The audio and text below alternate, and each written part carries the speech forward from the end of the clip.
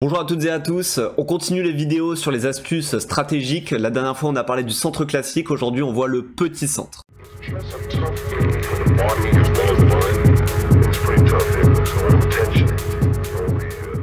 Voici ce qu'on appelle un petit centre. Les blancs ont un pion au niveau du carré central, alors que les noirs ont un pion au niveau du centre élargi.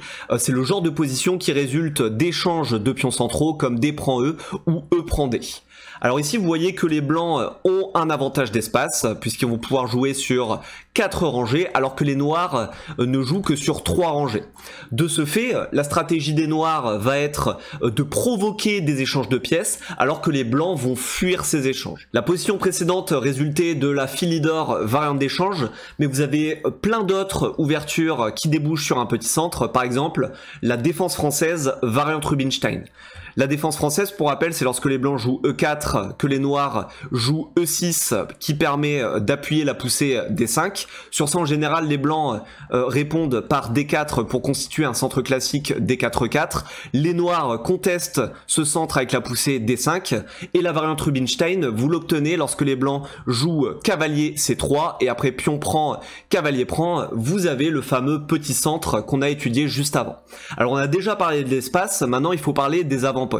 Ici, les blancs vont avoir un avantage avec les avant-postes C5, E5, dû à la présence du pion en D4, alors que les noirs, eux, vont avoir les avant-postes en D5 et F5, dû à la présence du pion en E6. Alors ces avant-postes sont un petit peu moins avantageux que ceux des blancs, parce qu'ils sont situés dans le camp des noirs. Si vous avez les pièces noires et que vous jouez contre un petit centre, il faut toujours guetter si vous avez une poussée qui permet de contester le petit centre adverse. En l'occurrence, dans cette position qui est issue de la défense carreau-cane, les noirs peuvent jouer le coup E5. E5 vient attaquer le pion D4 ainsi que le cavalier F4, et sur ça les blancs vont sûrement jouer le coup D prend E5. Et maintenant avec les noirs on a deux solutions, jouer dame à 5 échecs ou échanger tout simplement les dames, et après dame prend, roi prend. Ici le cavalier attaqué peut bouger en G4 afin d'attaquer le pion E5, mais aussi menacer une fourchette en F2. Alors ici avec les blancs on doit être précis, il faut d'abord récupérer le fou en G6 et après pion prend.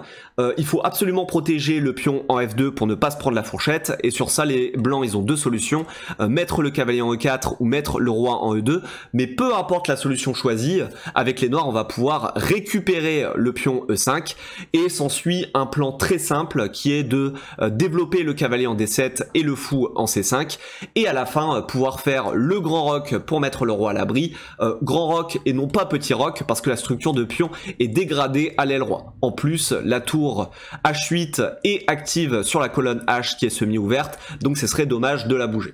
A noter que dans cette position, les noirs ne sont pas obligés d'échanger les dames. Ils peuvent aussi jouer dame à 5 échecs, vient attaquer le pion ainsi que le roi. Ce sur quoi les blancs auraient sûrement joué le coup C3 afin de retirer le pion de la ligne de mire du fou. Et après dame prend sur échec, dame 2 et l'échange des dames. Ici les noirs ont le même plan que tout à l'heure, à savoir mettre le cavalier en D7, le fou en C5 et faire le grand roc. On l'a dit juste avant, si vous avez un petit centre avec les blancs, vous devez absolument éviter les échanges de pièces. Du coup, je vous pose la question, ici avec les blancs, comment allez-vous développer le fou C1 ? Mettez sur pause si vous souhaitez réfléchir à cette question. Ici, il faut absolument éviter le coup fou G5. Fou G5 en fait permet aux noirs de proposer plusieurs échanges de pièces, le premier étant avec le coup H6. H6 en fait questionne le fou, sauf que vous n'avez pas envie de l'échanger avec le cavalier parce qu'on évite les échanges, du coup il faut le reculer en H4. Si vous le mettrez en F4 ou en E3, vous aurez perdu un temps et vous aurez permis aux noirs de jouer gratuitement le coup H6, ce qui est dommage.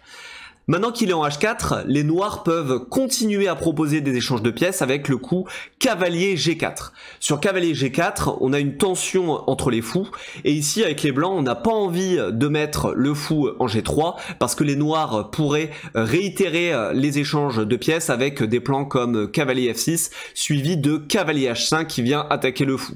Du coup, avec les blancs, on est plus ou moins forcé d'échanger les fous, et après fou prend, dame prend, et ben les noirs sont contents parce qu'ils ont échangé une paire de fous.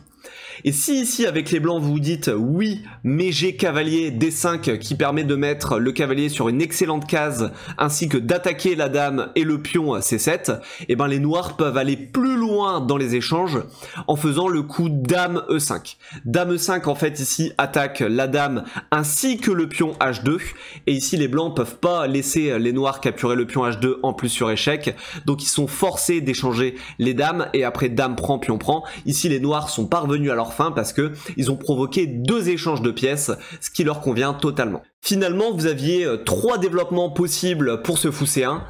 Vous aviez d'abord le coup fou E3, vous aviez le coup fou F4, vous aviez aussi la possibilité de faire B3 afin de mettre le fou sur la plus grande diagonale de l'échiquier. Alors si vous jouez les coups fou F4 et que vous êtes harcelé par le cavalier en H5, et bien tout simplement le fou vous pouvez le replier en E3, ici il est très bien.